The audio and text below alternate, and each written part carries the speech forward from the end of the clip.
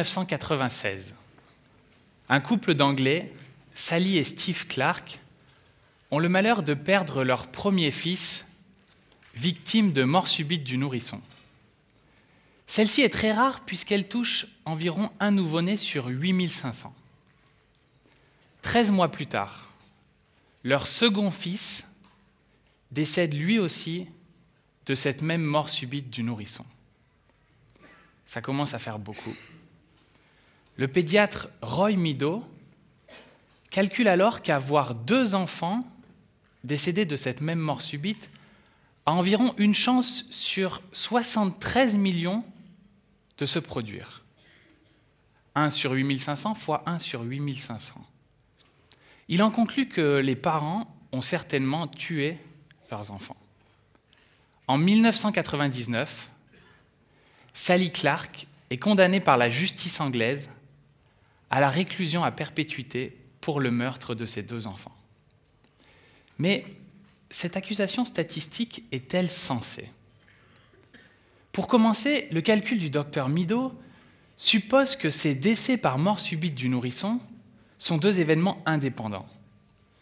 Ce qui est faux puisque le risque de mort subite du nourrisson est 5 à 10 fois plus élevé dans une famille ayant déjà connu un tel drame. Ajoutez à cela que le risque est plus élevé chez les garçons, on arrive finalement à une probabilité d'une chance sur 169 000 que Sally Clark ait perdu ses 2 enfants de cette mort-là. C'est tout de même 500 fois plus probable que ce qu'affirmait le docteur Meadow. Mais ça reste un événement très rare. Une erreur bien plus importante a été commise.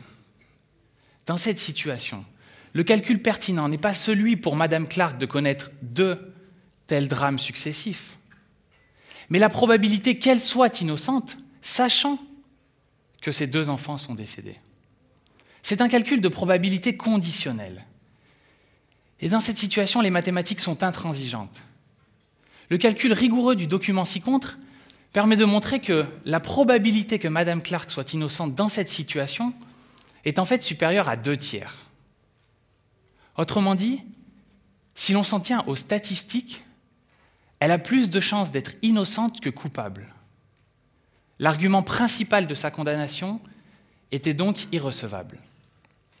Elle sera libérée en 2e appel en 2003. Alors loin de moi l'envie de dégrader l'ambiance de cette belle soirée avec ce fait divers, mais il illustre bien, dans un cas aux conséquences certes tragiques, l'utilisation erronée que l'on peut faire des probabilités et statistiques. Celles-ci sont très présentes dans nos vies, dans nos métiers, dans nos médias, mais aussi dans nos administrations, nos tribunaux, nos hôpitaux. Et pourtant, nous en avons une compréhension assez lacunaire. Je vais vous donner un 2e exemple dans lequel une bonne compréhension des probabilités conditionnelles est importante. Imaginez une société qui fabrique l'objet de votre choix. J'ai choisi les pièces de Lego parce que j'aime beaucoup les Lego. Une fois fabriquées, il y a toujours quelques pièces non conformes qu'il faut mettre de côté. Disons une pièce défectueuse sur 1000. Pour cela, on utilise une machine qui teste la qualité des pièces après fabrication. Cette machine n'est pas parfaite, elle fait 1% d'erreur. C'est-à-dire que 99% des pièces en bon état sont reconnues comme telles par la machine et 99% des pièces défectueuses effectivement écartées.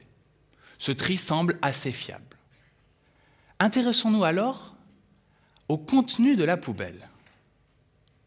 On s'attend intuitivement à ce qu'elle contienne essentiellement des pièces défectueuses, au vu de la qualité du tri de cette machine. Mais comme vous le voyez, on trouve en majorité des pièces en bon état, qui ont été écartées à tort. Plus précisément, seuls 9% des pièces dans la poubelle sont réellement défectueuses. La probabilité conditionnelle qu'une pièce soit défectueuse, sachant qu'elle a été écartée par la machine, n'est que de 9%.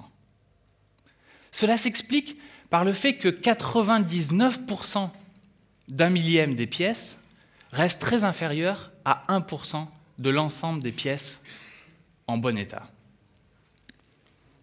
Alors évidemment, les conséquences d'un mauvais jugement dans cet exemple sont au pire économiques.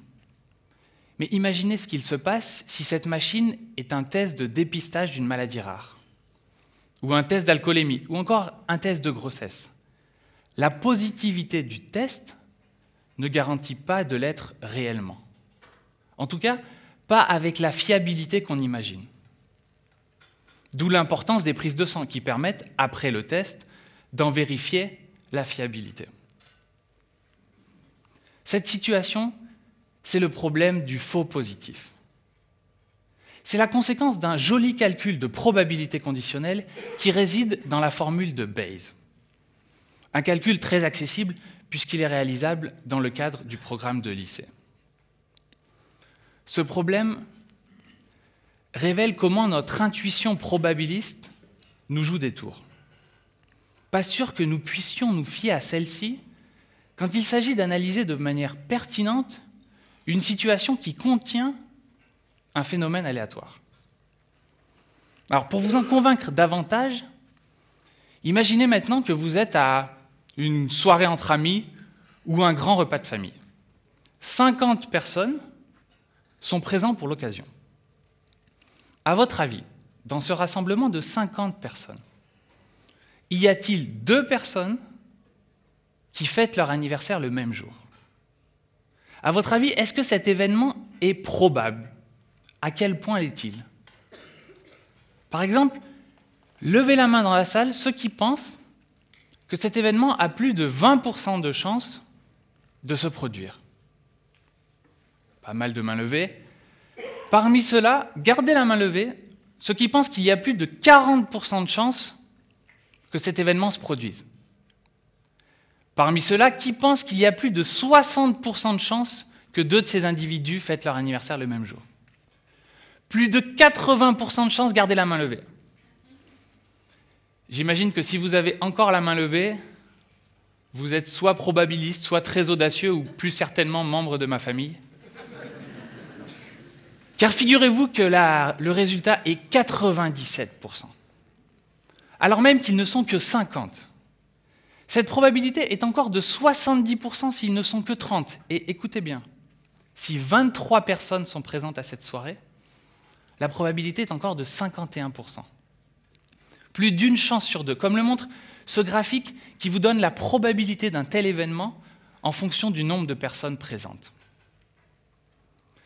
Il est finalement très fréquent dans un groupe de quelques dizaines d'individus que 2 d'entre eux aient le même jour de naissance. Vous vous rappelez peut-être de 2 camarades de classe dans cette situation. Vous connaissez certainement autour de vous, dans votre famille, 2 personnes nées le même jour. Notre intuition nous pousse à croire que c'est un événement rare. Nous avons une vision trop linéaire du hasard. Mais comme le montre ce graphique, le hasard, lui, n'est pas linéaire.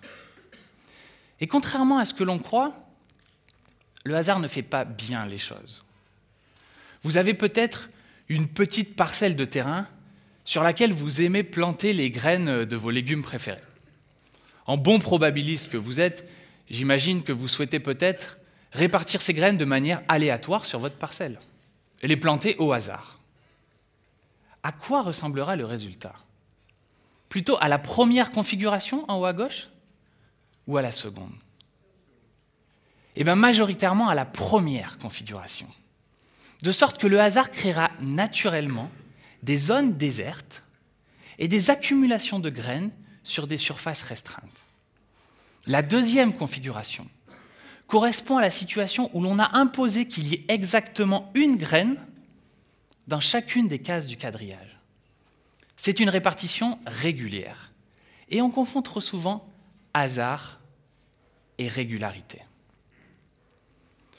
Alors jusqu'ici, on a vu des situations dans lesquelles on a du mal à évaluer la probabilité qu'un événement se produise. Ces probabilités sont parfois données grâce à une connaissance statistique des événements. Les statistiques ne prédisent pas l'avenir, comme tentent de le faire les probabilités. Les statistiques décrivent le passé. Elles s'appuient sur des données et des faits qui ont eu lieu. Ces statistiques, vous en entendez parler tous les jours dans les médias.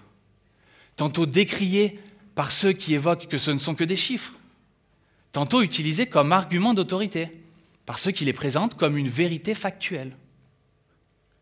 Pour comprendre la complexité de ces statistiques, intéressons-nous à la situation suivante. Comme moi, vous rêvez peut-être de faire partie de l'équipe qui crée et invente les nouveaux modèles légaux chaque année. Pour ce faire, une seule solution s'offre à vous, passer le concours de recrutement. Pour le préparer, en France, 2 choix s'offrent à vous, l'Institut A et l'Institut B. L'année dernière, dans l'Institut A, 18 des 20 filles ont réussi le concours, contre 24 des 80 garçons. Ce qui donne des pourcentages de réussite de 90% chez les filles et 30% chez les garçons. Dans l'Institut B, 64 des 80 filles ont réussi le concours, contre 4 garçons sur 20. Cette fois, on a 80% de réussite chez les filles et 20% chez les garçons. Ainsi, que vous soyez une fille ou un garçon, l'Institut A semble avoir de meilleurs résultats. Intéressons-nous maintenant à la réussite globale de ces 2 instituts. Dans l'Institut A, on a 42% de réussite. Dans l'Institut B, 68%. Sous cet angle, je vous conseille l'Institut B. Cette situation, c'est le paradoxe de Simpson. Il montre comment une donnée statistique peut être défavorable à chaque sous-groupe d'une population 1 par rapport à une population 2, et pourtant globalement favorable à cette première population. Ce paradoxe ouvre une fenêtre importante sur la manière dont on peut manipuler les données statistiques, selon l'échelle choisie pour s'y intéresser, selon la manière de les décrire. On peut en tirer des conclusions très différentes, voire opposées. Ces outils mathématiques que sont les probabilités et statistiques sont véritablement passionnants et décisifs pour comprendre le monde qui nous entoure. Les mathématiques sont justes et rigoureuses. C'est l'utilisation que certains en font qui peut poser problème. Il faut garder à l'esprit que de nombreuses situations probabilistes sont très contre-intuitives. Rappelez-vous de l'importance des probabilités conditionnelles quand vous serez confronté à un événement rare. Souvenez-vous de l'innocence de Sally Clark et du problème des faux positifs.